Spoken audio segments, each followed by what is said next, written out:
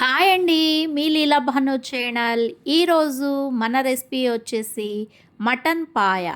ఈ కర్రీ మనం దోస, చపాతీ, అలాగే మన వేడి వేడి వైట్ రైస్లోకి, పుల్కా, జొన్న రోటీ అన్నింట్లో కూడా నేను చెప్పిన విధంగా చిక్కగా గ్రేవీలాగా కర్రీ టేస్ట్గా రావాలంటే ఈ విధంగా ఒక్కసారి ట్రై చేసి చూడండి.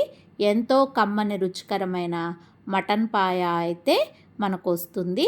అంతేకాకుండా మనకి జలుబు చేసిన కొంచెం దగ్గుగా మనకి జలుబు రొంపతో బాధపడుతున్నప్పుడు మనం ఈ సూపును కనుక మనం తాగినట్లయితే ఎంతో రిలీఫ్నైతే ఇస్తుంది. ఒక్కసారి నేను చెప్పిన విధంగా ట్రై చేయండి.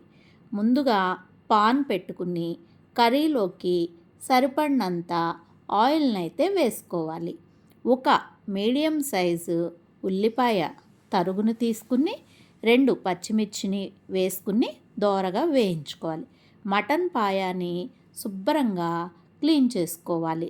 ఆ క్లీన్ చేసుకున్న మటన్ పాయ ముక్కల్ని ఈ ఉల్లిపాయ పచ్చిమిరపకాయ వేయించుకున్న దానితో కలిపి దోరగా కొంచెం మటన్ పాయాన్ని కూడా ఆయిల్లో వేయించుకోవాలి.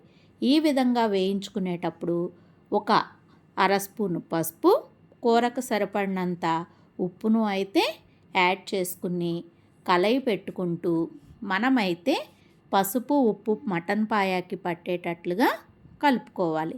ఈలోపు మనం మసాలాని ప్రిపేర్ చేసుకోవాలి.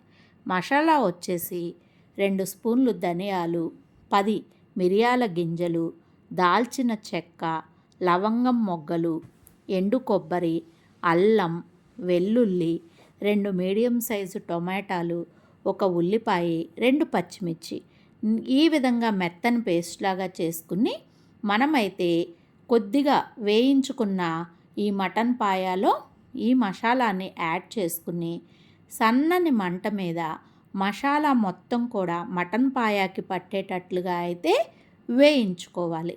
మనము మసాలాని మటన్ పాయాకి పట్టేటట్లు ఎంత వేయించుకుంటే మనకి కూర అంత టేస్ట్ వస్తుంది. మనకి కూరలోకి గ్రేవీ కూడా బాగుంటుంది. ఇప్పుడు కూరకు సరిపడినంత కారాన్ని అయితే యాడ్ చేసుకోవాలి. కారం వేసిన తర్వాత కూడా ఒక 5 మినిట్స్ ఆయిల్లో వేయించుకున్నాక మనం వాటర్ అయితే యాడ్ చేసుకోవాలి. మనం మటన్ పాయ సూప్ కాబట్టి చిక్కగాను అన్నింటిలోకి సూప్ లాగా కూడా ఉండే విధంగా ఉండాలి అంటే మనం వాటర్ని ఎక్కువగానే యాడ్ చేసుకోవాలి. వాటర్ పోసే ముందే నేను కొంచెం కొత్తిమీర కూడా వేసుకున్నాను. ఎందుకంటే ఆ సూప్లో కొత్తిమీర కూడా మనకి ఉడికితే చాలా టేస్ట్ వస్తుంది. చూశారు కదా. మీరు చన్నీళ్ళు మాత్రం పోయొద్దు, హాట్ వాటర్ని అయితే యూస్ చేయండి. కుక్కరు విజిల్స్ అయితే ఒక 10 విజిల్స్ రానిస్తే మనకి మటన్ పాయ సూప్ అయితే ఈ విధంగా రెడీ అవుతుంది. చూసారా, రోటీలోకి కానీ, దోశలోకి కానీ, పుల్కాలోకి కానీ, రైస్లోకి కానీ ఎంతో కమ్మని రుచికరమైన మన మటన్ పాయ అయితే రెడీ అయినట్లే. చూడండి ఫ్రెండ్స్, ఎంత టేస్టీగా మన మటన్ పాయ రెడీ అయ్యిందో. నేనైతే మా పాప వాళ్ళిద్దరికీ జలుబుగా ఉందని చెప్పేసి ఈ సూప్నైతే మనం టీ తాగే గ్లాస్లో టీ ఎలా తాగుతామో పాప వాళ్ళకి అలా సూప్ చేసి అయితే ఇస్తాను. మీరు కూడా ఈ విధంగా ట్రై చేసి మన లీలా భాను ఛానల్లో వీడియో ఏ విధంగా ఉందో మీరు చేసుకుని కామెంట్ అయితే పెట్టండి. లైక్ చేయండి, సబ్స్క్రైబ్ చేయండి. Thank you. Bye bye.